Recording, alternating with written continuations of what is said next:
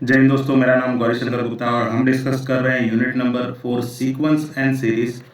तो इस लेक्चर में हम बहुत ही इंपॉर्टेंट टॉपिक डिस्कस करने वाले हैं, दैट इज मोनोटोनिक सीक्वेंस क्या होता है, बाउंडेड सीक्वेंस क्या होता है, और मोनोटोनिक और बाउंडेड अगर कोई सीक्वेंस में ये दोनों प्रॉपर्टीज होती है तो उसमें क्या होगा, कन्वर्जेंस और डाइवर्जेंस के बारे में डिस्कस करेंगे। So let us discuss one by one. So monotonically increasing, इन सब की डेफिनेशन हम एक बार देख लेते हैं। तो कोई भी सीक्वेंस एन है उसको हम मोनोटोनिकली इंक्रीजिंग कब बोलेंगे, जब जो डिफरेंस है एन प्लस वन और एन का अगर वो greater than equals to zero आता है तो मोनोटोनिकली इंक्रीजिंग है। अगर इनइक्वालिटी स्ट्रिक्ट है, ग्रेटर देन जीरो आ रहा है तो वो स्ट्रिक्टली मोनोटोनिक इंक्रीजिंग है। अगर सेम एन प्लस वन और एन का difference less than equals to zero आ रहा है तो मोनोटोनिकली डिक्रीजिंग है। अगर n plus one minus n इसका difference strict inequality less than आ रहा है तो वो स्ट्रिक्टली मोनोटोनिक डिक्रीजिंग है।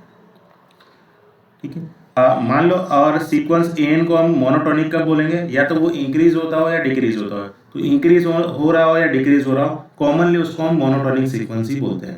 तो मान लो जैसे आपको कोई सीक्वेंस दिया है, मान लो मैं यहाँ पर एन दे देता हूँ एन स्क्वायर, और मैं आपको बोलूँ चेक करने को ये इंक्रीजिंग है या नहीं या डिक्रीजिंग है वो चेक करो। तो वैसे तो हमें देखने से ही पता चल रहा है कि ये इंक्रीजिंग है, तो मैं बट फिर भी चेक करके बता रहा हूँ। जैसे एन प्लस वन और एन का डिफरेंस निकालो, तो एन हमारा एन स्क्वायर है, तो एन प्लस वन क्या होगा, that is an plus one का स्क्वायर माइनस एन क्या है हमारा एन स्क्वायर, तो ये डिफरेंस क्या आएगा, एन प्लस वन का स्क्वायर क्या होता है n square plus two n plus one minus n square, ये एन स्क्वायर कैंसिल हो गया और यहाँ मिलेगा टू एन प्लस वन।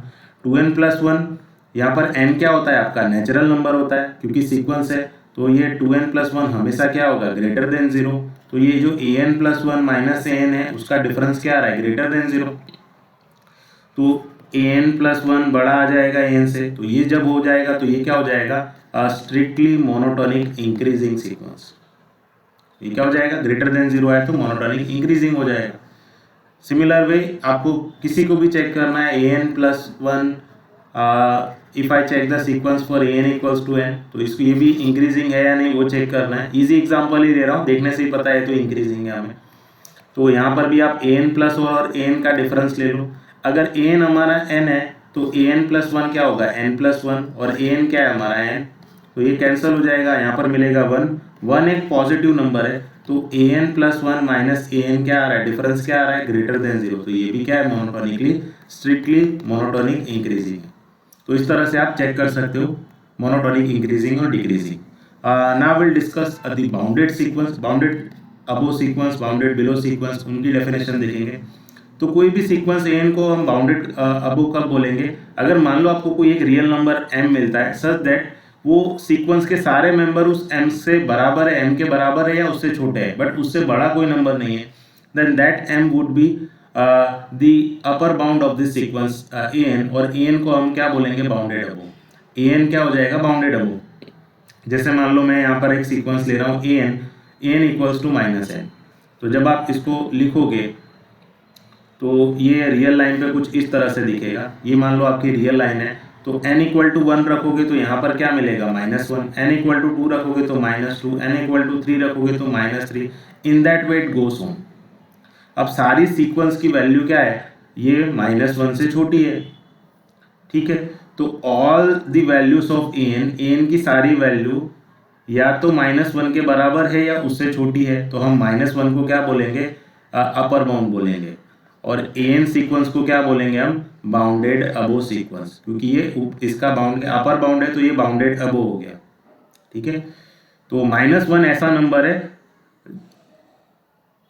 उस नंबर से क्या है सीक्वेंस के सारे मेंबर्स छोटे हैं या उसके बराबर है, तो माइनस वन क्या हो गया इसका अपर बाउंड, और एन को हम बोलेंगे bounded above sequence. Similarly same definition for bounded below also. तो हम बाउंडेड बिलो एन को कब बोलेंगे, कोई भी सीक्वेंस एन को बाउंडेड बिलो कब बोलेंगे, जब आपका एन क्या हो greater than equals to m हो, या आप उसको ऐसे भी लिख सकते हो m less than equals to n, यानी सारे सीक्वेंस क्या है वो एम के सारे सीक्वेंस में या एम के बराबर है या एम से बड़े हैं, ठीक है। तब हम एम को क्या बोलेंगे बाउंडेड लोअर बाउंड बोलेंगे, और सीक्वेंस एन को क्या बोलेंगे बाउंडेड बिलो सीक्वेंस। तो मान लो यहाँ पे मैंने एक एग्जांपल लिया n equals to n, simple example लिया ताकि आप समझ पाओ। तो अगर मैं n इक्वल्स टू वन लेता हूँ तो मुझे वन मिलेगा, n इक्वल्स टू टू लोगे तो टू मिलेगा, n इक्वल्स टू थ्री लोगे तो थ्री मिलेगा। इन that way it goes on. तो आप देखोगे तो सीक्वेंस के सारे मेंबर्स क्या है, 1 से छोटे 1 के बराबर है या 1 से बड़े हैं। तो यहाँ पर 1 less than equals to an, तो an के सारे मेंबर्स यानी सीक्वेंस के सारे मेंबर या तो 1 के बराबर है क्योंकि पहला मेंबर 1 के बराबर है, या 1 से बड़े हैं। ठीक है, सो 1 लेस देन और इक्वल्स टू an, तो 1 क्या हो गया, इसका लोअर बाउंड हो गया, और an सीक्वेंस क्या हो गया, bounded below. Similarly bounded sequence आप किसको बोलते हो, जिसका लोअर बाउंड और अपर बाउंड दोनों हो, तो उस सीक्वेंस को हम क्या बोलेंगे, बाउंडेड सीक्वेंस बोलेंगे। जैसे यहाँ पर मैंने एक एग्जांपल लिया an इक्वल्स टू 1/n, तो अगर आप इसको देखोगे रियल लाइन पर, अगर आप n इक्वल्स टू 1 रखोगे तो ये क्या हो जाएगा, 1/1 that is 1, n equal to 2 रखोगे तो 1/2 that is n equal to 2 रखोगे तो 1/2 हो जाएगा, that is half. n equal to 3 रखोगे तो ये 1/3 हो जाएगा, और ऐसा ही चलता जाएगा। तो इसकी मिनिमम वैल्यू क्या हो सकती है, n इन्फिनिटी पे इसकी वैल्यू क्या हो जाएगी, 0 हो जाएगी। तो आप अपना सीक्वेंस an देखोगे तो इसकी वैल्यू क्या आ रही है, 0 से 1 के बीच में आ रही है। तो 0 क्या हो गया, इसका लोअर बाउंड हो गया, ठीक है, और 1 क्या हो गया, इसका अपर बाउंड हो गया। तो इसका लोअर बाउंड भी है, अपर बाउंड भी है, यानी ये बाउंडेड बिलो भी है, बाउंडेड अबो भी है। तो ये सीक्वेंस क्या हो गया, बाउंडेड सीक्वेंस हो गया। सिमिलरली आप दूसरा ये फर्स्ट वाला एग्जांपल देखो, ये n, अगर आप n की जगह पे 1 रखोगे तो ये क्या हो जाएगा, 1/2, n की जगह पे 2 रखोगे तो ये हो जाएगा 2/3, n की जगह पे 3 रखोगे तो ये हो जाएगा 3/4। ऐसा चलते जाओगे, जब आप n की जगह पे इन्फिनिटी लोगे तो इसमें लिमिट लगा के आप देख लो, n की जगह पे इन्फिनिटी लोगे तो ये क्या हो जाएगा, n कॉमन ले लो, 1 + 1/n, तो n की जगह पे इन्फिनिटी लोगे तो इसकी वैल्यू क्या आ जाएगी, 1, तो इसकी मैक्सिमम वैल्यू क्या आएगी, 1। तो आप अगर देखोगे ये सीक्वेंस की वैल्यू 1/2 से 1 के बीच में है, ठीक है, तो 1/2 इसका लोअर बाउंड है, 1 इसका अपर बाउंड है, तो आपका पूरा सीक्वेंस क्या है, 1/2 और 1 के बीच में है, ठीक है। तो 1/2 लोअर बाउंड है, 1 अपर बाउंड है, मीन्स ये जो आपका सीक्वेंस an है वो बाउंडेड बिलो भी है और बाउंडेड अबो भी है। तो ये सीक्वेंस क्या हो गया, बाउंडेड सीक्वेंस हो गया। अच्छा, अनबाउंडेड सीक्वेंस क्या होता है वो भी आप देख लो। तो कोई भी सीक्वेंस जो बाउंडेड ना हो तो वो अनबाउंडेड होगा। जैसे यहाँ पर मैंने एक एग्जांपल लिया है, an equals to -1n into n। तो जब आप n की जगह पे यहाँ 1 रखोगे, फॉर n इक्वल्स टू 1 इसकी वैल्यू क्या आएगी, -1, फॉर n इक्वल्स टू 2 इसकी वैल्यू क्या आएगी, 2, n इक्वल्स टू 3 पे क्या आएगी इसकी वैल्यू -3, और n इक्वल टू 4 पे क्या आएगी इसकी वैल्यू +4, और ऐसी आती जाएगी। तो जब आप देखोगे इसकी वैल्यू, तो ये ग्रेजुअली इंक्रीज होती जा रही है, 2, 4, 6 ऐसा आएगा, और नेगेटिव में भी कैसी जा रही है, -1, -3, नेगेटिव साइड भी डिक्रीज होती जा रही है। तो यहाँ पर ये क्या होगा, ना ही इसका आपको अपर बाउंड मिलेगा क्योंकि 2, 4 ये ऐसा चलते जा रहा है, अप टू इन्फिनिटी तक जाएगा, और सिमिलरली नेगेटिव डायरेक्शन में भी जा रहा है, -1, -3। तो ये पॉजिटिव डायरेक्शन में भी जा रहा है, नेगेटिव डायरेक्शन में भी जा रहा है, और कहीं भी एंड नहीं हो रहा है। तो ये सीक्वेंस क्या हो गया, अनबाउंडेड सीक्वेंस हो गया। Now we'll move for the second part, that is the theorem, some results we have। अगर आपका सीक्वेंस मोनोटोनिकली इंक्रीजिंग हो, या इंक्रीजिंग आप वर्ड यूज करो, इंक्रीजिंग हो और बाउंडेड अबो हो तो हमेशा कन्वर्जेंट होगा, इंक्रीजिंग है और अनबाउंडेड अबो है तो वो हमेशा डाइवर्ज होगा। सेम वे अगर वो डिक्रीजिंग है और बाउंडेड बिलो है तो कन्वर्जेंट होगा, और डिक्रीजिंग है और अनबाउंडेड बिलो है तो वो डाइवर्जेंट होगा। इसको हम 1 by 1 केस डिस्कस करते हैं, so that you can understand clearly what they were trying to say. तो मान लो आपका सीक्वेंस बाउंडेड अबो है और इंक्रीजिंग है तो वो हमेशा कन्वर्जेंट होगा। तो देखते हैं हम n/n+1। अभी हमने देखा ये बाउंडेड, अभी हमने इसको डिस्कस किया था, इसका अपर बाउंड क्या है, जैसे ये सीक्वेंस क्या है, 1/2 less than equals to n less than equals to 1, तो ये बाउंडेड अबो है। आपका सारा sequence an less than equals to 1 है, 1 से छोटा है, अभी हमने डिस्कस किया था इसको। हाँ, और ये सीक्वेंस क्या है, इंक्रीजिंग सीक्वेंस है। इंक्रीजिंग है या नहीं वो कैसे पता चलेगा आपको, तो मैंने आपको ऑलरेडी बताया था, an+1 -an, इसका डिफरेंस चेक कर लो।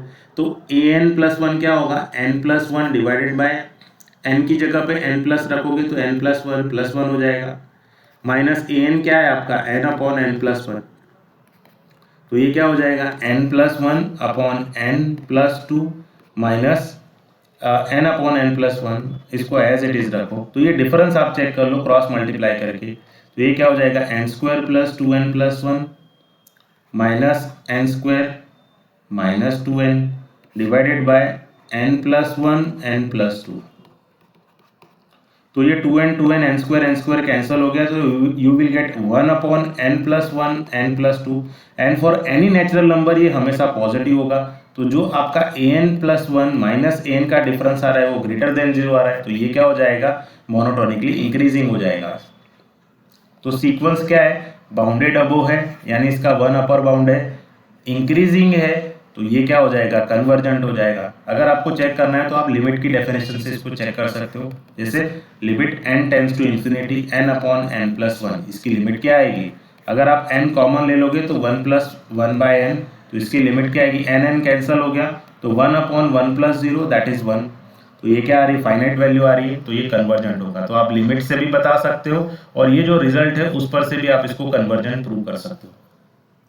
Now look at one more example, that is अगर मान लो आपका सीक्वेंस क्या अनबाउंडेड बिलो अनबाउंडेड अबो है और इंक्रीजिंग है, यानी उसका कोई अपर बाउंड ही नहीं मिल रहा है और वो इंक्रीज होता जा रहा है, तो वो हमेशा क्या होगा डाइवर्जेंट होगा।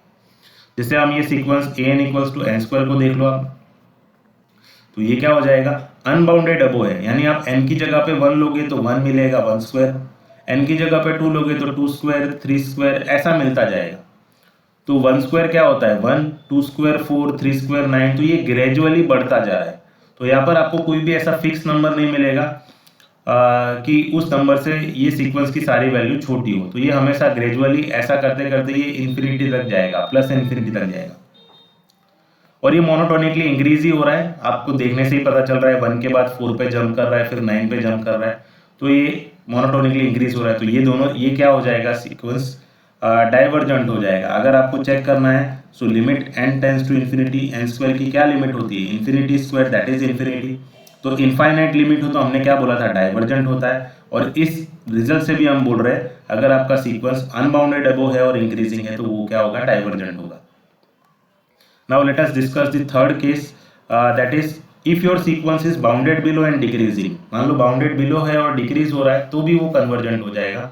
जैसे मैंने यहाँ पर एक एग्जांपल लिया है 1 बाय n, तो बाउंडेड बिलो का मतलब है इसका लोअर बाउंड होना चाहिए। मैंने अभी बताया था यहाँ पर ये 1 बाय n की वैल्यू क्या होती है 0 से 1 के बीच में होती है, तो यहाँ पर ये 0 क्या है इसका लोअर बाउंड है, 0 क्या है इसका लोअर बाउंड है, तो 0 less than equals to n, 0 इसका लोअर बाउंड है और ये डिक्रीज हो रहा है। कैसे डिक्रीज हो रहा है, क्योंकि 1 पे क्या मिल रही है आपको n इक्वल टू 1 पे 1 मिल रही है, n इक्वल टू 2 पे 1 बाय 2, n इक्वल टू 3 पर 1 बाय 3 और ऐसा करते करते ये 0 पे जा रहा है, तो इसकी वैल्यू क्या हो रही है डिक्रीज हो रही है।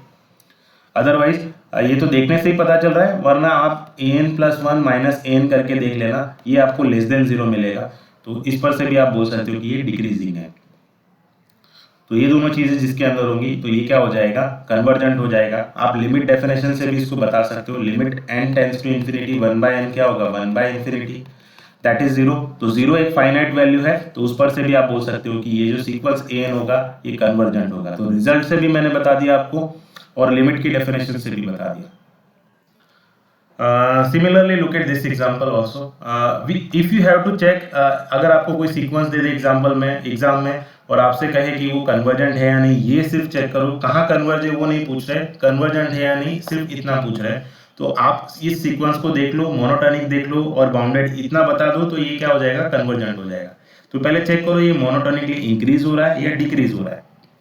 तो आप n की वैल्यू रखकर भी इसको चेक कर सकते हो, जैसे मैं यहाँ पर रख के बताऊं n इक्वल टू 1 रखोगे तो 1 upon 1 square plus 1 that is 1 by 2, n की जगह पे 2 रखोगे तो ये क्या हो जाएगा 2 upon 2 square plus 1 that is 2 by 5, n की जगह पे 3 रखोगे तो 3 upon 3 square plus 1 that is 3 by 10। तो अगर आप देखोगे 1 बाय 2, 2 बाय 5, 3 बाय 10, तो 1 बाय 2 बड़ा है 2 बाय 5 से, 2 बाय 5 से 3 बाय 10 बड़ा है, ठीक है। ये आप देख के भी बता सकते हो। अदरवाइज अगर आपको इसमें नहीं समझ में आ रहा है तो मैं बता देता हूँ। यहाँ पे देखो 1 बाय 2 और 2 बाय 5 इसको क्रॉस मल्टीप्लाई करोगे तो ये क्या हो जाएगा 5 और ये 2 के साथ 2 मल्टीप्लाई होकर 4 हो जाएगा। तो 5 बड़ा है 4 से, तो यहाँ पर ग्रेटर देन का साइन आएगा। सिमिलरली इसको देख लो 2 बाय 5, 3 बाय 10 क्रॉस मल्टीप्लाई करोगे तो 2 10s are 20 और 5 3s are 15, तो 50 बड़ा है 20 से, तो यहाँ भी किसका साइन आएगा ग्रेटर देन। तो ये क्या हो रहा है ग्रेजुअली क्या हो रहा है डिक्रीज हो रहा है। अदरवाइज जो मैंने आपको an+1 माइनस an की डेफिनेशन बताई थी, ये भी आप चेक कर लेना, ये आपको लेस देन 0 मिलेगा। तो इस पर से भी आप ये क्या बोल सकते हो कि ये मोनोटोनिकली डिक्रीज हो रहा है। चलो, मोनोटोनिकली डिक्रीज हो रहा है। और अभी हमने रिजल्ट क्या बचा था, क्या ये बाउंडेड बिलो है? डिक्रीज ही तो है, ये बाउंडेड बिलो है क्या? तो इसका लोअर बाउंड कुछ मिलेगा। तो अगर आप इसकी वैल्यू देखोगे तो ये इसकी वैल्यू कहाँ से कहाँ पे रन हो रही है, 1/2 से 1 पे जा रही है। इसकी मिनिमम वैल्यू क्या है, 1/2। सॉरी, इसकी मैक्सिमम वैल्यू क्या है, 1/2, और इसकी मिनिमम वैल्यू क्या होगी, 0, क्योंकि 1/2 से बड़ा है 2/5, 1/2 बड़ा है 2/5 से, तो 1/2 इसकी क्या है, मैक्सिमम वैल्यू है। तो अगर आप इसको मैं ग्राफिकली बताऊं तो ये रहा 1/2, इसके आगे कहीं आएगा 2/5, इसके आगे कहीं आएगा 3/10, और ऐसा डिक्रीज होता होता ये 0 तक जाएगा। 0 तक क्यों जाएगा, इसमें आप लिमिट इन्फिनिटी रखकर देख लो। तो ये क्या हो जाएगा, when you apply limit n tends to infinity on an you will get 0। तो 0 इसकी मिनिमम वैल्यू आ जाएगी और 1/2 इसकी मैक्सिमम वैल्यू आ जाएगी। हमें क्या बताना है, बाउंडेड बिलो बताना है। तो इसका लोअर बाउंड क्या है, 0। So 0 less than equals to an, सारी वैल्यू क्या है, an 0 इसका क्या है, लोअर बाउंड है, और ये क्या हो रहा है, मोनोटोनिकली डिक्रीज हो रहा है। तो from above result we can say that the given sequence is convergent. Now the fourth result, that is if your sequence n is unbounded below and decreasing, तो वो क्या हो जाएगा, डाइवर्जेंट हो जाएगा। जिससे मान लो मैंने सीक्वेंस यहाँ लिया n इक्वल्स टू -n², तो ये क्या है, डिक्रीजिंग सीक्वेंस है। जैसे n इक्वल टू 1 पे ये क्या देगी, -1, n इक्वल टू 2 पे क्या देगी, -4, n इक्वल टू 3 पे क्या देगी, -9। तो ये क्या हो रही है, डिक्रीज हो रही है, ठीक है। और अनबाउंडेड बिलो है क्योंकि इसका लोअर बाउंड मिलेगा ही नहीं, और ये ऐसा चलता जाएगा -इन्फिनिटी तक। तो इस तरह के सीक्वेंस क्या हो गए, डाइवर्जेंट हो गए। आप लिमिट की डेफिनेशन से भी बता सकते हो, -n² की लिमिट क्या होगी, -इन्फिनिटी। तो ये क्या होगा, डाइवर्जेंट सीक्वेंस होगा, ठीक है। एक लास्ट रिजल्ट है जो आप अप्लाई करते हो। अगर आप किसी भी तरह से प्रूव कर दो, अगर आपको एग्जाम में कोई एग्जाम्पल दे, मोनोटोनिक एग्जाम्पल दे कि आप प्रूव करो कि the given sequence is convergent और नॉट, तो आप उसको मोनोटोनिक बता दो और बाउंडेड बता दो, तो वो क्या हो जाएगा, कन्वर्जेंट हो जाएगा। मोनोटोनिक में या तो आप उसको मोनोटोनिकली इंक्रीजिंग बता दो या मोनोटोनिकली डिक्रीजिंग, दोनों में से कुछ भी बता दो, और वो बाउंडेड है इतना बता दो। अगर ये दो चीजें अगर सीक्वेंस में है तो वो हमेशा कन्वर्ज करेगी। आई होप आपको ये लेक्चर समझ में आया। Thank you everyone.